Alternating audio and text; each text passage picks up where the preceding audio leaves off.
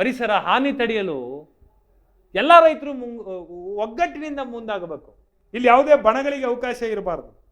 ಅವಾಗ ಮಾತ್ರ ನಿಮ್ಮ ಪರ್ಪಸ್ ಸರ್ವ್ ಆಗ್ತದೆ. ಐ ರಿಪೀಟ್, ಎಲ್ಲ ರೈತ ಮುಖಂಡರುಗಳು ತಾಯಿ, ಭೂಮಿ ತಾಯಿಯ ಮಡಿಲ ಮಕ್ಕಳು, ಅವಳ ರಕ್ಷಕರು. ನಿಮ್ಮಲ್ಲಿ ಪಂಥಗಳ ಭೇದಗಳು ಬೇಡ. ಎಲ್ಲರೂ ಒಂದು ರೂಫ್ ಕೆಳಗಡೆಗೆ ಬಂದು ಹೋರಾಟ ಮಾಡ್ರಿ. ಆಗ ನೋಡ್ರಿ ನಿಮ್ಮ ಗುಂಡ್ಲುಪೇಟೆಯನ್ನು ನೀವು ಉಳಿಸ್ಕೋಬಹುದು. ಇಲ್ಲದೆ ಇದ್ರೆ ನೀನು ಹತ್ತಂಗಳು ನಾನು ಸತ್ತಂಗೆ ಸಾಯ್ತೀನಿ, ನೀ ಹತ್ತಂಗಳು ನಾನು ಸತ್ತಂಗೆ ಸಾಯ್ತೀನಿ, ಇಷ್ಟೇ ಆಗಲ್ಲ. ಇದರಿಂದ ಬೇರೆ ಇನ್ನೇನು ಆಗಲ್ಲ. So you have to think it. ನೀವು ಇದ್ರ ಬಗ್ಗೆ ಯೋಚನೆ ಮಾಡಲೇಬೇಕಾಗ್ತದೆ. ಯೋಚನೆ ಮಾಡಲಿಲ್ಲ ಅಂತಂದ್ರೆ ನಮ್ಮ ಗುಂಡ್ಲುಪೇಟೆಯನ್ನು ಉಳಿಸ್ಕೊಳ್ಳಿಕ್ಕೆ ಸಾಧ್ಯ ಆಗಲ್ಲ. ಬನ್ನಿ, ಮತ್ತೊಬ್ರು ಪ್ರಭು ಗುಂಡ್ಲುಪೇಟೆ ಅವರು ರೈತ ಮುಖಂಡರು ದೂರವಾಣಿ ಸಂಪರ್ಕದ ಮೂಲಕ ಲೈನಿಗೆ ಬಂದಿದ್ದಾರೆ. ಅವ್ರ ಜೊತೆ ಮಾತನಾಡೋಣ. ಪ್ರಭು ನಮಸ್ತೆ, ಗುಡ್ ಈವ್ನಿಂಗ್ ಸರ್. ನಮಸ್ತೆ. ಗುಂಡ್ಲುಪೇಟೆ ಉಳಿಸಿ ಅಭಿಯಾನ ಎಷ್ಟು ಮುಖ್ಯ ನಿಮಗೆ? ಸರ್, ಗುಂಡ್ಲುಪೇಟೆ ಉಳಿಸಿ ಅನ್ನೋ ಅಧ್ಯಯನ ಇಡೀ ಕರ್ನಾಟಕ, ನಮ್ಮ ಗುಂಡ್ಲುಪೇಟೆಗಳ ಇದು ಕರ್ನಾಟಕಕ್ಕೆ ಬಹಳ ಮುಖ್ಯವಾದಂತ ಒಂದು, ಇದು ನಮ್ಮ ಕಡೆಯ ತುತ್ತತುದಿಯಲ್ಲಿ ಇರ್ತಕ್ಕಂತ ಒಂದು ತಾಲೂಕಿದು. ಯಾಕೆ ಅಂತಂದ್ರೆ ಇಡೀ ಇದೇ ಆಗಿರ್ಬೋದು, ಪ್ರಪಂಚಾದ್ಯಂತ ಬಂಡೀಪುರ ಆಗಿರ್ಬೋದು, ಈ ಕಡೆ ಏನು ಫಾರೆಸ್ಟ್ ಇದೆ ನಮ್ದು, ಅದನ್ನ ಪ್ರತಿಯೊಬ್ರು ಗೊತ್ತಿರೋಂಥದ್ದು.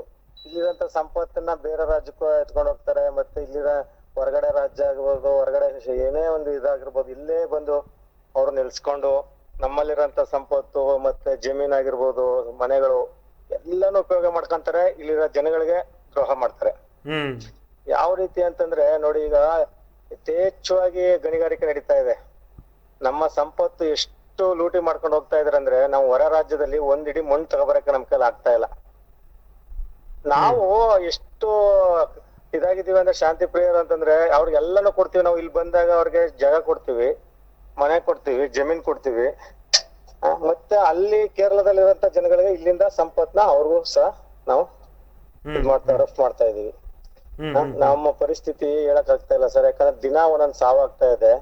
ಆ ಟಿಪ್ಪರ್ಗಳಿಗೆ ಸ್ಪೀಡ್ ಕಡಿವಾಣ ಇಲ್ಲ.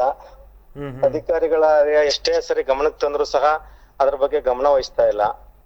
ಶಾಸಕರು ಇವಾಗ ಸಿಎಂ ಮುಂದೆನೆ ಕೇಳಿದ್ರಲ್ಲ ಅವತ್ತು ಕಾರ್ಯಕ್ರಮದಲ್ಲಿ, ನಮ್ಗೊಂದು ಠಾಣೆ ಬೇಕು ಅಂತ. ಸರ್, ಠಾಣೆ ಬೇಕು ಅಂತ ಕೇಳಿದರೆ ಸಂಚಾರ ಠಾಣೆನೂ ತಗೊಬಂದಿದ್ದಾರೆ. ಆಯ್ತಾ, ನಮ್ಗೆ ಅದು ಸ್ವಾಗತ ಕಾರ್ಯ. ಬಟ್ ಆದ್ರೆ ಇಲ್ಲಿ ನಡ್ತಕ್ಕಂಥದನ್ನ ಏನು ತಪ್ಪಿಸ್ತಾ ಇಲ್ವಲ್ಲ. ನಾವು ಸುಮಾರು ಬಾರಿ ಹೋರಾಟ ಮಾಡಿದೀವಿ. ಇದನ್ನ ಸಿಎಂ ಸಿದ್ದರಾಮಯ್ಯ ಅವ್ರ ಮೊನ್ನೆ ಲಾಸ್ಟ್ ವೀಕ್ ಅಲ್ಲಿ ಗುಂಡ್ಲುಪೇಟೆ ಬಂದಾಗ ಮನವಿನೇ ಕೊಟ್ಟಿದ್ದೀವಿ ನಾವು. ನಾನು ಖುದ್ದಾಗಿ ಅವ್ರ ಮುಖಾಂತರ, ಸರ್ ಈ ತರ ಇದೆ, ನೀವು ಟ್ರೈನ್ ಇದ್ದಾಗಿದ್ದಾವೆ ಒಂದೊಂದು ಟ್ರಿಪ್ಗಳು, ಯಾವ ರೀತಿ ಪರ್ಮಿಷನ್ ಕೊಟ್ಟಿದ್ದಾರೆ ನೀವು ಆರ್ಟಿಒದಲ್ಲಿ? ಇದಕ್ಕೆ ನಮ್ಮ ರೋಡ್ ನೋಡಿದ್ರೆ ಅದ್ರಲ್ಲಿ ಒಂದ್ 30 ಫೀಟ್ 40 ಫೀಟ್ ರೋಡ್ ಇದೆ. ಇಷ್ಟೊಂದು ವೆಹಿಕಲ್ ಓಡಾಡ್ತಾ ಇದೆ. ಚಾಮರಾಜನಗರ ಟು ಗುಂಡ್ಲುಪೇಟೆ ಡಿಸ್ಟಿಕ್ ಅಂತ ಹೇಳ್ತೀವಿ ನಾವು. ರೋಡ್ ತುಂಬಾ ಚಿಕ್ಕದಿದೆ. ಶಾಲೆಗೆ ಹೋಗೋ ಮಕ್ಕಳುಗಳು ಅನಾಹುತಕ್ಕೆ ಈಡಾಗ್ತಾ ಇದಾರೆ. ಇದ್ರ ಬಗ್ಗೆ ಯಾಕೆ ಗಮನ ವಹಿಸ್ತಾ ಇಲ್ಲ ಸರ್ಕಾರ? ಇಷ್ಟೊಂದು ಗಣಿಗಾರಿಕೆ ನಮ್ ತಾಲೂಕಲ್ಲಿ ನಡೀತಾ ಇಲ್ಲ. ಇವಾಗ ಯಥೇಚ್ಛವಾಗಿ ನಡೀತಾ ಇದೆಯಲ್ಲ, ಇದ್ರ ಉದ್ದೇಶ ಏನು ಅಂತ ನಾವು ಪ್ರಶ್ನೆ ಮಾಡಿದ್ವಿ. ಅದ್ರಲ್ಲೆಲ್ಲ ಅರ್ಜಿನೂ ಕೊಟ್ಟಿದ್ವಿ ಸರ್, ಅವ್ರಿಗೆ ಮನವಿನೂ ಮಾಡ್ಕೊಂಡಿದೀವಿ. ಇದು ಏನಂತ ನಮ್ಗೆ ಅರ್ಥ ಆಗ್ತಾ ಇಲ್ಲ. ಈ ಸರ್ಕಾರ ಏನಾದ್ರು ಈ ಏನಿದೆ ಇದು ಎಲ್ಲ ಫ್ರೀ ಮಾಡಿದಾರಲ್ಲಪ್ಪ, ಇವೆಲ್ಲ ಈ ನಷ್ಟನ ಇದನ್ನೆಲ್ಲ ತುಂಬದಕ್ಕೋಸ್ಕರ ಈ ಗಣಿಗಾರಿಕೆನ ಶುರು ಮಾಡ್ಬಿಟ್ಟಿದೀವೋ? ಈ ಸಂಚಾರಿ ಪೊಲೀಸ್ ಸ್ಟೇಷನ್ ಇಂದ ಸರ್ ನಮ್ಗೆ ಈ ತಾಲೂಕಿಗೆ ಏನು ಪ್ರಯೋಜನ ಇಲ್ಲ. ಇದರಿಂದ ಪೊಲೀಸ್ ಇಲಾಖೆಗಾಗಿರ್ಬೋದು ಸರ್ಕಾರಕ್ಕೆ ಅನುಕೂಲ ಇದೆ ಹೊರತು ರೈತರಿಗೆ ಯಾವ್ದೇ ರೀತಿಯಾದ ಅನುಕೂಲ ಇಲ್ಲ. ನಮ್ಗೆ ಸರಿಯಾದ ರೀತಿ ಮಳೆ ಆಗಿಲ್ಲ. ಈಗ ಒಂದ್ ಒಂದು 15 ದಿವಸದಿಂದ ಮಳೆ ಬಿದ್ದಿದೆ. ದನಗಳಿಗೆ ತಿನ್ನೋದಕ್ಕೆ ಮೇವಿಲ್ಲ, ಕುಡಿಯೋದಕ್ಕೆ ನೀರು, ಬಹಳ ಕಷ್ಟ ಅಲ್ಲಿದ್ದಾರೆ ಜನಗಳು, ರೈತರು. ಅದಕ್ಕೂ ಮಣ್ಣಿಗೂ ಏನ್ ಸರ್ ಸಂಬಂಧ? ಸರ್, ಯಾವ್ದಕ್ಕೆ ಕೇಳ್ತಾ ಇದೀರಾ? ಈಗ ಈ ಕೆರೆ ಮಣ್ಣು ಸಾಗಾಟ ನಡೀತಾ ಇದೆಯಲ್ಲ ಅಕ್ರಮವಾಗಿ, ಅದ್ರ ಬಗ್ಗೆ ತಮ್ಮ ಅನಿಸಿಕೆ ಏನು?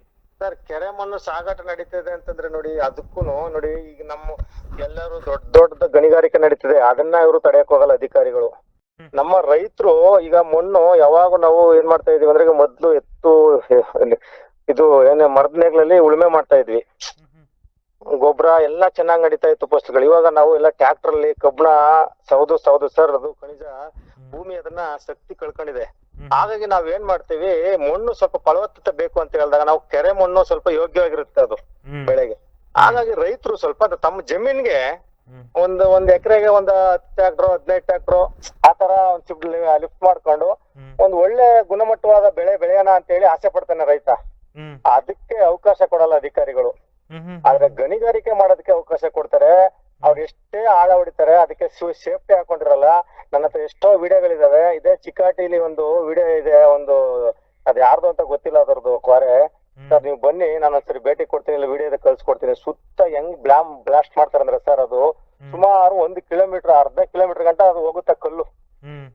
ಸುತ್ತ ಏನು ಹಾಕೊಂಡಿಲ್ಲ, ಅದಕ್ಕೆ ಎಷ್ಟು ಆಳ ಮಾಡಿದಾರೆ ಅಂದ್ರೆ ಅದರಿಂದ ಸರ್ ನಮ್ಗೆ ನಮ್ದು ಅಂತರ್ಜಲ ಕುಸಿತಾ ಇದೆ. ಸರಿಯಾಗಿ ದನ ಕರುಗಳಿಗೆ ಮೇವು, ಯೋಗ್ಯವಾದ ಮೇವು ಸಿಗ್ತಾ ಇಲ್ಲ. ಧೂಳು ಗಿಡಗಳ ಮೇಲೆ, ಈ ಹುಣಸೆ ಮರ ಸರಿಯಾಗಿ ಫಲ ಕೊಟ್ಟಿಲ್ಲ ಸರ್. ನಮ್ ಜಮೀನ್ ಹತ್ರ ಎಲ್ಲ ಹುಣಸೆ ಮರ ಎಷ್ಟು ಹುಣಸೆ ಹಣ್ಣು ಬಿಡ್ತಿತ್ತು ಅಂದ್ರೆ ಆ ಧೂಳಿಂದ ಆಡಿ ಸರಿಯಾದ ರೀತಿ ಹುಣಸೆ ಹಣ್ಣು ಏನೇ ಆಗಿರ್ಬೋದು, ಈ ನೇರಳೆ ಹಣ್ಣು ಬಿಡ್ತಾ ಇದ್ವು. ಸುಮಾರು ಮರಗಳಿಂದ ಹಣ್ಣುಗಳು ಸಿಗ್ತಾ ಇಲ್ಲ ಸರಿಯಾಗಿ. ರೈತರು ಬಹಳ ಕಷ್ಟದಲ್ಲಿದ್ದಾರೆ ಸರ್. ಈ ರೀತಿಯಾಗಿ ನಾವು ಸರ್ಕಾರಕ್ಕೆ ಬಹಳ ಸಾರಿ ಮನವರಿಕೆ ಮಾಡ್ಕೊಂಡ್ರು ಸಹ ಏನೇ ಪ್ರಾಬ್ಲಮ್ ಆದ್ರೂ ರೈತರಿಗೆ ತೊಂದರೆ ಆಗ್ತಿದೆ ಹೊರತು, ನಾವ್ 1 ಎಕರೆಗೆ ನೋಡಿ ಕೋಸ್ ಬೆಳಿತೀವಿ, ಈರುಳ್ಳಿ ಬೆಳಿತೀವಿ, ಎಷ್ಟೋ ಖರ್ಚು ಮಾಡಿ ಬೆಳಿತೀವಿ. ಮಾರ್ಕೆಟ್ ತಗೊಂಡ್ ಹೋದ್ರೆ ಅದಕ್ಕೆ ಯೋಗ್ಯವಾದ ಬೆಳೆ ಸಿಗಲ್ಲ. ಅದು ಅಡ್ಡ ಜಿಡ್ಡಿ ಕೊಟ್ಬಿಟ್ಟು ಸುಟ್ಟಾಕ್ಬಿಟ್ಟು ಬರ್ತೀವಿ ಮನೆಗೆ. Yes, what next sir? Gundlupete ಉಳಿಸಿಗೆ ತಮ್ಮ ಕಾಂಟ್ರಿಬ್ಯೂಷನ್ ಏನು ಸರ್? ಗುಂಡ್ಲುಪೇಟೆ ಉಳಿಸಿಗೆ ನಾವು ಏನ್ ಮಾಡ್ತಾ ಇದೀವಿ ಅಂದ್ರೆ, ಈ ಯೂತ್ಸ್ ಆಗಿರ್ಬೋದು, ಈ ಕಾಲೇಜ್ ಆಗಿರ್ಬೋದು, ಮತ್ತೆ ಯಾರು ಹಲವಾರು ರೈತ ಸಂಘದಿಂದನೇ ಮಾಡ್ಬೇಕು ಅಂತೇನಿಲ್ಲ. ಸ್ವಯಂ ಪ್ರೇರಿತವಾಗಿ ಅದಕ್ಕೆ ಬೆಂಬಲ ಎಲ್ಲರೂ ಬರ್ಬೇಕು. ಎಲ್ಲಾ ನಿಂತ್ಕೊಂಡಾಗ ಮಾತ್ರ ಇದೊಂದು ನಾವು ಗುಂಡ್ಲುಪೇಟೆ ಉಳಿಸಿ ಅಭಿಯಾನಕ್ಕೆ ಒಂದು ಯಶಸ್ವಿ ಮಾಡ್ಬೋದು. ಮತ್ತೆ ಅದನ್ನ ಉಳಿಸ್ಕೋಬೇಕು ನಾವು. ಇದೊಂದು ನಮ್ಗೆ ಒಂದು ಹೆಮ್ಮೆ ನಾಡು ಇದು. Yes yes, thank you Prabhu, ಇಷ್ಟೊತ್ತು ಇಂಡಿಯನ್ ಜೊತೆ ಮಾತನಾಡಿದ್ದಕ್ಕೆ. Thank you sir. Yes Prabhu.